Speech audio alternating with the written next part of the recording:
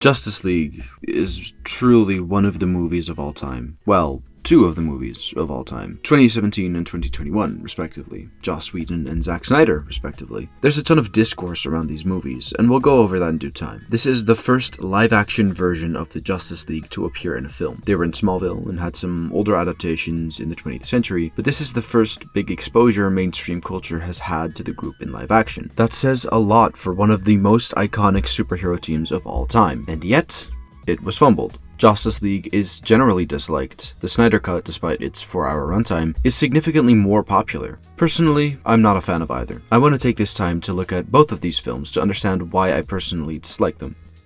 A lot of discourse surrounding these movies tends to compare the two. On one hand, Justice League is a more manageable and concise film. The 2 hours is a lot better than 4. On the other hand, the 4 hours allow for a lot more nuance than the 2, especially when taking into account Joss Whedon's bullshit and the insane negative effects it had on Cyborg.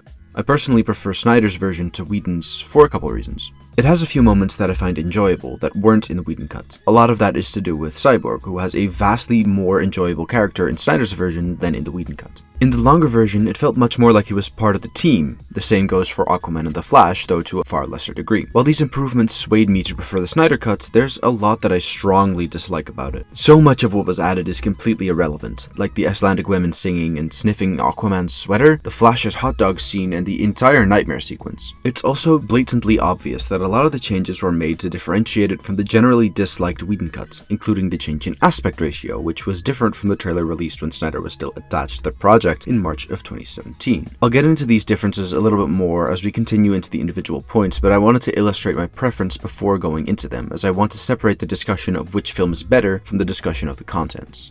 So, just for the sake of clarity, I prefer Zack Snyder's Justice League over Josstice League. If I were forced to rewatch one of them, I would absolutely choose Josstice League.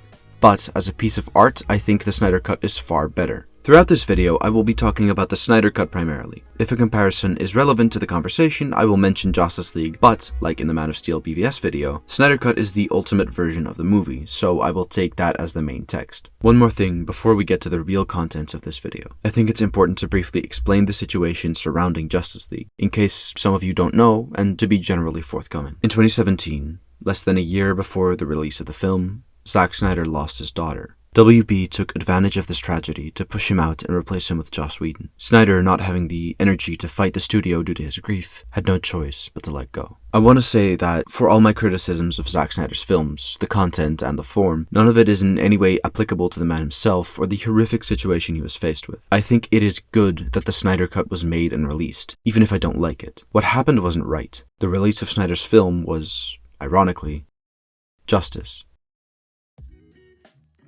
I've talked about the issues with the DCEU structure before, namely in the Man of Steel Batman v Superman video, which I will cite plenty of times throughout this video, so do go watch that if you haven't. The basic rundown of my take on the structure of the DCEU is this. It's not good. This is mostly a product of the way these movies were set up. In theory, going from Batman to Batman and Superman to Suicide Squad with The Flash and Batman to Wonder Woman could work, even if it's hardly a good idea. Setting the Wonder Woman film 100 years in the past greatly limits how much we understand the character, and making Batman the secondary antagonist of Batman v Superman does the same for him. The lack of information about Aquaman, Cyborg, and The Flash going into Justice League gives it a lot to set up before getting into the meat of the film and building the relationships properly. The gap between Wonder Woman and Justice League makes it very difficult to connect with Diana. We've seen what she was like during World War I. We then saw, very briefly, what she was like in the present, which was fairly different from her behavior in the past. And now we have to establish what she's been up to and how she's changed over 100 years. I talked about this in the Wonder Woman video a little, but because of the lack of common characterization between Wonder Woman and Justice League, it's difficult to understand Diana and her motivation. A part of this is that her primary motivation in Wonder Woman is resolved by the end. She defeats Ares and doesn't have Steve Trevor anymore. She's interested in helping people broadly, but we never see why or what her broader motivations are in this movie. Bruce's character development from BVS to Justice League is core to his motivation in this film. Bringing Clark back, forming the Justice League, and being a better hero is all the aftermath of his changes relative to BVS. It makes sense to contrast that change with other heroes in the picture.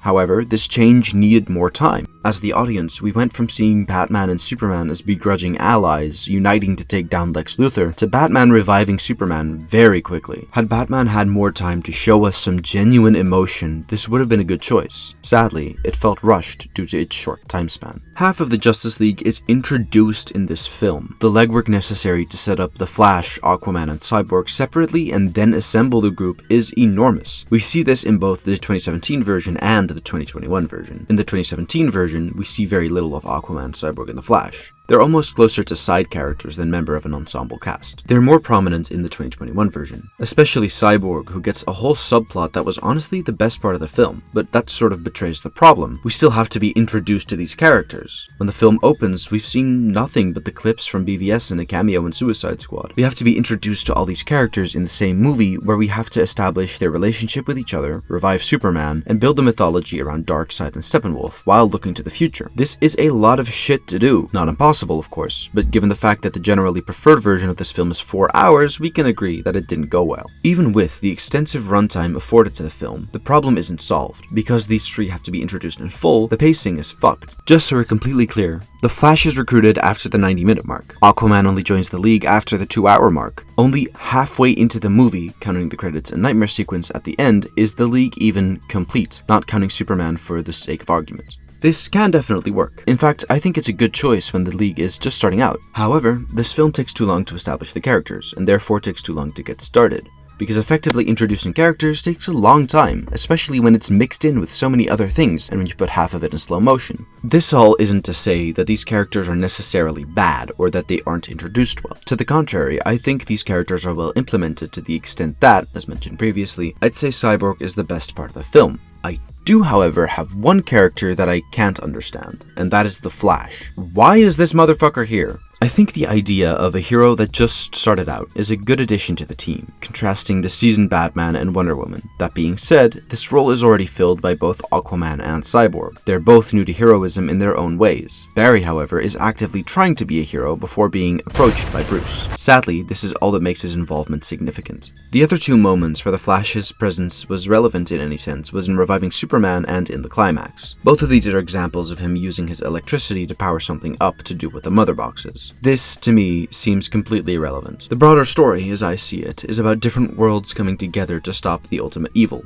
an idea I'll get into detail on later. For now, what I'll say is that man is already presented through Batman, and, as we'll get into soon, other members of the League. The Flash doesn't represent any group, serve any specific plot points that can't be erased effortlessly, or add any thematic elements I'm aware of. There's no reason this character couldn't have been Martian Manhunter, Green Lantern, Black Canary, Hawkgirl, Green Arrow, anyone really. As I just mentioned, the story in Justice League is about different worlds coming together to defend the world from evil. A simple concept that can work really well when you put it in a world that has been shown to be deeply flawed, as Snyder's world has. Looking at the lineup of the Justice League, it makes a lot of sense. Batman represents man, Wonder Woman represents the Amazons, Aquaman represents the Atlanteans, Cyborg represents a connection to the opposition through the Mother Box technology, Superman represents aliens. It makes sense. Again, aside from the Flash, the lineup is properly motivated and the characters and what they represent are relevant to the narrative. I'm sure this choice was made in relation to other plot points, especially the Flash's ability to time travel, which, although not relevant to the plot in any major way in this film, would likely fit into the story of one of the sequels, as we've seen Barry time travel in BVS. For this story, however, Barry's inclusion is irrelevant. A perfect example of this is the Climax. People seem to think that he's very useful because of the time reversal segment, but realistically he doesn't do shit. He's written out of the fight because he has to run in circles to build up a charge to deliver to Cyborg for him to separate the mother boxes, but then he gets shot, losing the charge, and the world is destroyed. He runs back in time and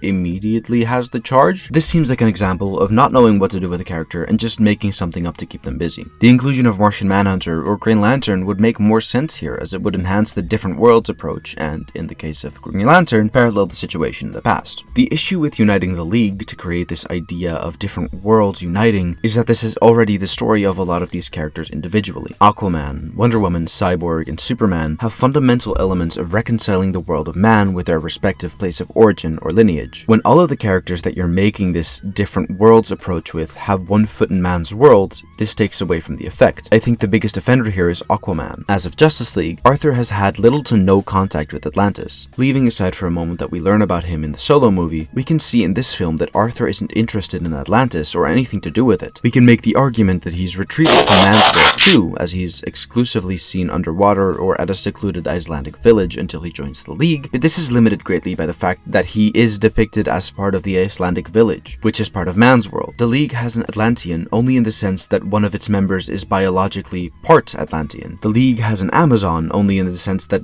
Diana was born on Themyscira. She spent the last 100 years in man's world to the point of integration. Granted, the film makes a point of her still understanding the customs of Themyscira, but this is a tenuous connection at best. This ultimately undermines the themes. The core conflict of this film, the battle between Earth and Apocalypse, takes place in 3 different time periods: the past, the present, and the future. In the past, we see man, Atlanteans, Amazons, old gods, and a Green Lantern team up to defeat Darkseid and his forces. Here, they are successful because they present a united front. The second part is in the present. Here, the Justice League cobble together a united front of their own, combining the forces of man, Atlantis, and Themyscira with new sources like the mother box technology Cyborg provides and the alien physiology of Superman, which represents a new form of gods as is heavily emphasized in Man of Steel and Batman v Superman. Finally, the future sees that united front breaking, with the League falling apart due to the betrayal of Superman, which leads to the death of Aquaman and Wonder Woman. Betrayal being the main reason it all goes to shit pushes the idea of teamwork and cohesion. This central theme is relevant a number of times, most notably when the League is fighting Superman.